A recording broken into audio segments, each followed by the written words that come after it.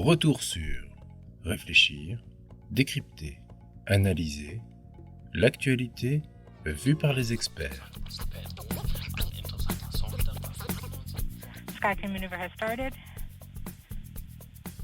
About 20 meters off the surface. We're getting signals from MRO.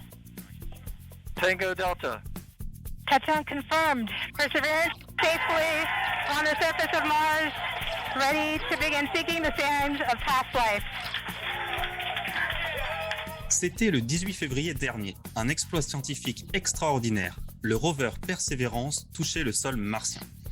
Le son que vous venez d'entendre a été enregistré au Jet Propulsion Laboratory en Californie, où l'équipe de la NASA venait de recevoir la confirmation que Perseverance était bien posée. Le fameux touchdown qu'on a entendu. Un mois s'est écoulé et nous vous proposons donc un retour sur Mars. Avec moi, pour comprendre ce que ce robot a déjà accompli sur la planète rouge et ce qu'il fera dans les jours et les mois à venir, j'ai le plaisir d'accueillir André Debus. André Debus, bonjour. Bonjour. Vous êtes le chef de projet des contributions françaises à Persévérance au Centre national d'études spatiales, le CNES. On l'a entendu, quel atterrissage parfait. Pouvez-vous nous raconter ce qu'il s'est passé et comment a-t-on été capable de poser un rover d'1 tonne sur une autre planète avec autant de précision ? Alors, ce qui a été fait, nos collègues américains ont réédité l'exploit qu'ils ont fait pour le rover Curiosity. C'était en 2012. Déjà, ce rover pesait près d'1 tonne et il faisait un peu plus, il faisait 925 kilos, je crois. Donc, ils ont inauguré ce qu'on appelle le Sky Crane. Ils ont déposé le rover en douceur à partir d'un étage de descente qui était situé un petit peu au-dessus du rover. Et cet étage de descente n'est pas venu sur le sol. Il est à quelques mètres en altitude. Et le rover a été déposé en douceur. Mais avant ça, il y a une rentrée guidée atmosphérique, un freinage aérodynamique, un freinage sous parachute et ensuite l'atterrissage avec le Sky Crane. Alors, ce qui change pour Persévérance, puisqu'ils ont voulu améliorer la précision d'atterrissage et atterrir dans une ellipse réduite, et ça, pour préparer les missions futures, ils ont inauguré 2 systèmes supplémentaires. Ils avaient en mémoire, grosso modo, la trajectoire idéale entre 10 minutes avant l'entrée atmosphérique et le moment où ils allaient se poser. Ils ont essayé de faire en sorte de se rapprocher le plus possible de cette trajectoire idéale. Et pour ça, ils ont ouvert les parachutes non plus comme ils l'avaient fait par curiosité, c'est-à-dire le plus tôt possible, juste après avoir atteint la bonne vitesse. Là, ils l'ont ouvert au moment le plus opportun, en fonction de la distance entre le module de descente et le point d'atterrissage, et ça dans une fourchette grosso modo de 9 à 13 km. Donc ça, c'est la première amélioration. Et la deuxième, lorsque l'étage de descente auquel était attaché le rover s'est rapproché du sol, le rover avait en mémoire des images de la zone d'atterrissage qui avaient été prises auparavant par des sondes orbitales, des images haute résolution, sur lesquelles ils avaient identifié des zones où il ne fallait pas se poser parce qu'il y avait des gros rochers, des crevasses, etc. Et le rover prenait des images du terrain et comparait ces images par rapport aux images qui étaient en mémoire. Et l'étage de descente pouvait se déplacer horizontalement de plusieurs centaines de mètres, 600 mètres environ, pour aller se poser à un endroit plat. Et c'est ce qui a été fait en fait pendant la descente. Le rover a fait une légère manœuvre de diversion pour aller se poser sur un endroit très très plat. Et là, on voit d'ailleurs sur les images qu'il est sur un endroit pratiquement sans gros cailloux. Et donc là, il a atterri dans une ellipse réduite d'environ 8 km, c'est presque un cercle d'environ 8 km de rayon, très très près du centre, je crois environ 2 km du centre de l'ellipse, donc un atterrissage extrêmement précis. Cela fait maintenant environ 1 mois que Persévérance est arrivé. Qu'a-t-il fait jusqu'à présent ? Il a commencé par tester tous ces systèmes, et ça, il le fait petit à petit. La première chose qui a été faite juste après l'atterrissage, au niveau du rover, c'est le test des systèmes vitaux, les systèmes de télécommunication, l'Energy Bore, il a également pris une image. Et ensuite, petit à petit, il a commencé à tester les autres systèmes, également les instruments. Donc d'abord par des tests simplement de mise-on pour savoir si les équipements avaient survécu. Et ensuite des tests beaucoup plus approfondis. Et on termine actuellement cette phase. Pour les instruments, les contrôles, ce qu'on appelle les contrôles de santé ou les contrôles fonctionnels ont tous été faits et tous les instruments sont fonctionnels aujourd'hui. Et pour ce qui est du rover, progressivement, tous les autres systèmes ont commencé à être testés. Le premier, c'était le déploiement du mât, sur lequel tout en haut sont situées des caméras et également l'instrument Supercam, dont on parlera, je pense, un petit peu tout à l'heure. Ensuite, il y a eu des tests de locomotion. Donc, ils ont fait rouler un petit peu le rover sur plusieurs dizaines de mètres. Ils ont commencé à déployer et à tester le bras robotique qui est à l'avant, qui va servir à prélever des échantillons. Et là, actuellement, ils sont en train de tester la partie inférieure du rover sur lequel est disposé ce qu'on appelle le caching system. C'est l'endroit où vont être stockés les échantillons. Donc là au-dessous, il y a également un bras robotique qui est en cours de test actuellement pour voir si tout fonctionne bien. Ils ont fait également des tests de positionnement du bras robotique par rapport au système qui va transférer ces échantillons dans la partie inférieure du rover. Et dans les jours qui suivent, lorsque tout ça aura été testé, le rover devrait repartir vers le sud, séparer le capot de protection de l'hélicoptère et déposer un hélicoptère qui s'appelle Ingenuity pour faire un test technologique du premier vol d'un hélicoptère. Donc ça sera dans quelques jours. Le jour n'est pas fixé aujourd'hui. On est impatient de connaître les résultats. Vous êtes plus particulièrement en charge de l'instrument Supercam que vous avez commencé à évoquer. Pouvez-vous nous la présenter rapidement? Et surtout, on a envie de savoir comment va-t-elle? Cet instrument, c'est une évolution de l'instrument ChemCam qui a ce Curiosity. Et cet instrument intègre en fait, on appelait ça plutôt un ensemble instrumental. Il a 5 instruments dans le même boîtier. Il y a 3 instruments d'analyse qu'on appelle des spectromètres, une caméra haute résolution et un micro. Voilà, donc Supercam fonctionne très bien. Donc, Supercam fait des images de très très bonne résolution. Les 3 spectromètres à bord, donc il y a un spectromètre LIPS qui permet de faire de l'analyse élémentaire, donc déterminer dans les roches les éléments chimiques, fer, chrome, nickel, manganèse, etc. Et un spectromètre Raman qui permet de faire de l'analyse plus minérale et également la détection de biomarqueurs. Donc ces 2 spectromètres fonctionnent à l'aide d'un laser, le spectromètre LIPS à l'aide d'un laser infrarouge pulsé qui à distance pulvérise la roche et c'est la lumière en retour qui est analysée par le spectromètre pour déterminer les éléments. Et le spectromètre Raman avec un laser vert, c'est le même laser en fait qui est utilisé mais avec un doubleur de fréquence qui illumine la roche et pareil analyse en retour de la lumière. Donc ça se fait sur des points bien précis d'une roche ou d'un élément de sol.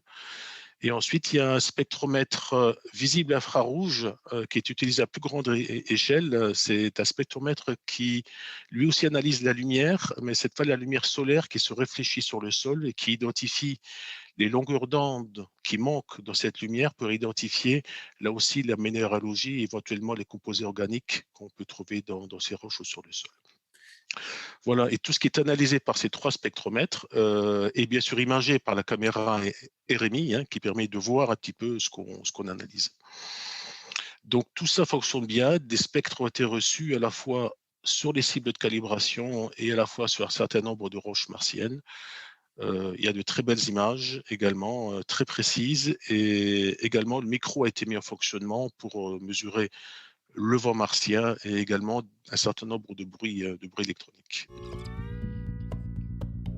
Retour sur réfléchir, décrypter, analyser, l'actualité vue par les experts. Qu'avez-vous ressenti quand vous avez reçu la première image de Supercam et également pour la première fois de l'histoire le son de Mars qu'on va écouter?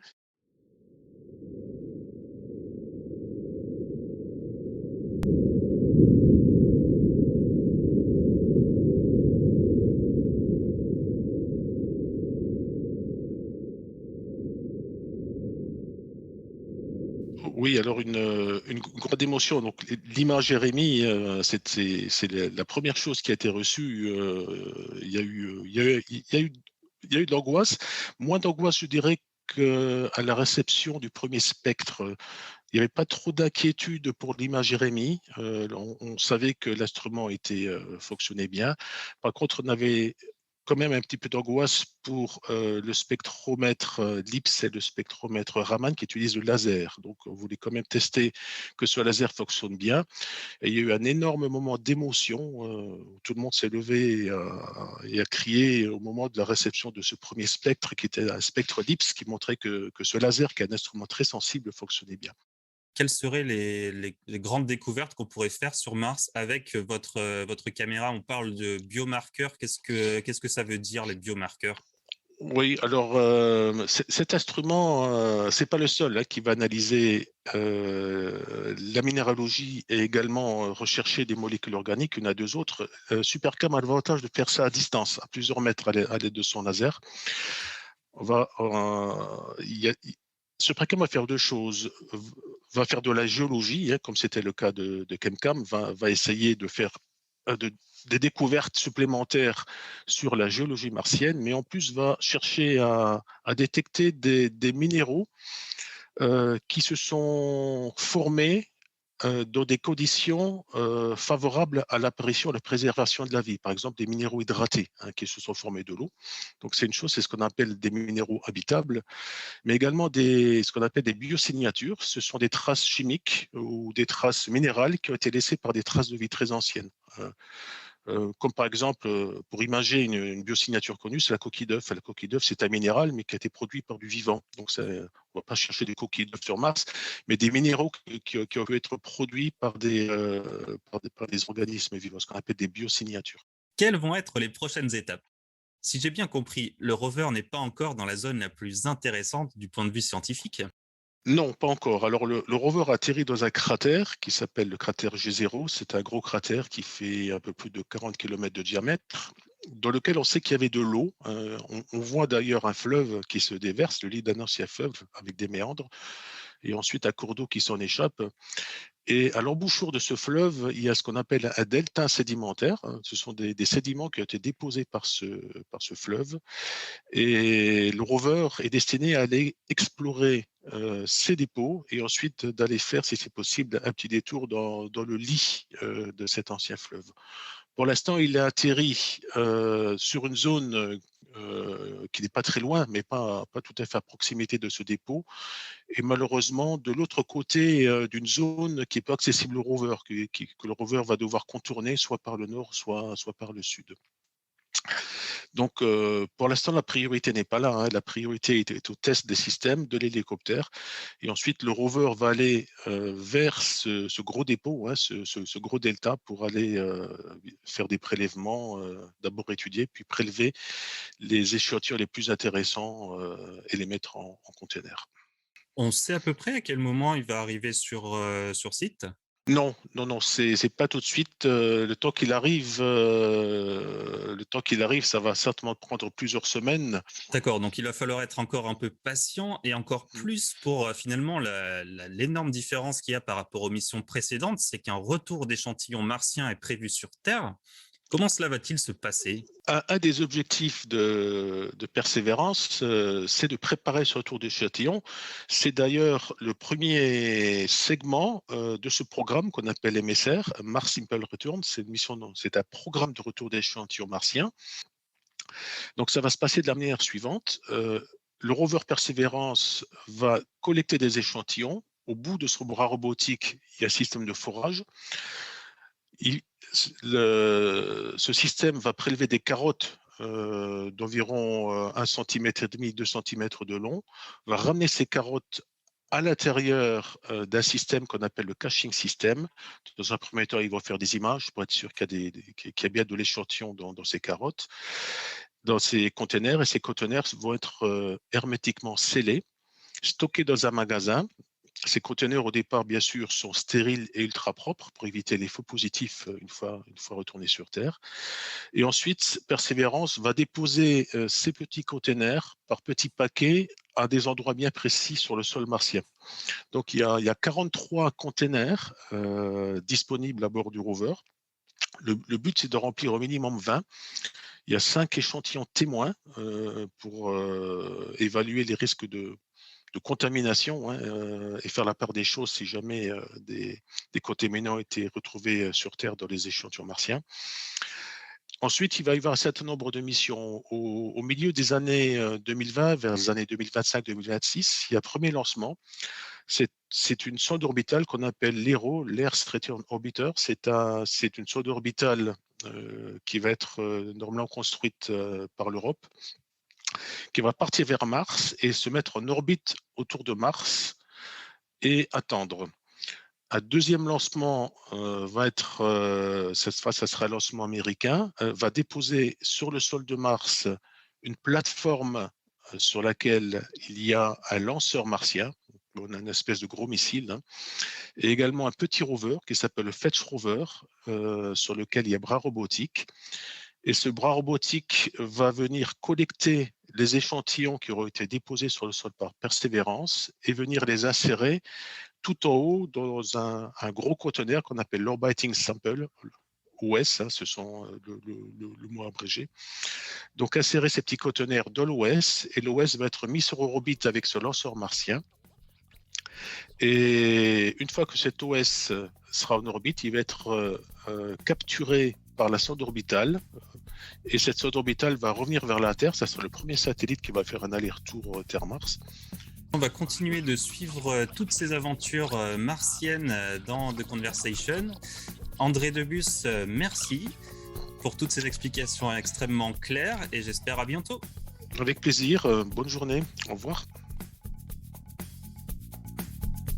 Retrouvez tous nos podcasts sur theconversation.fr. N'hésitez pas à les commenter et à les partager. Merci de votre écoute.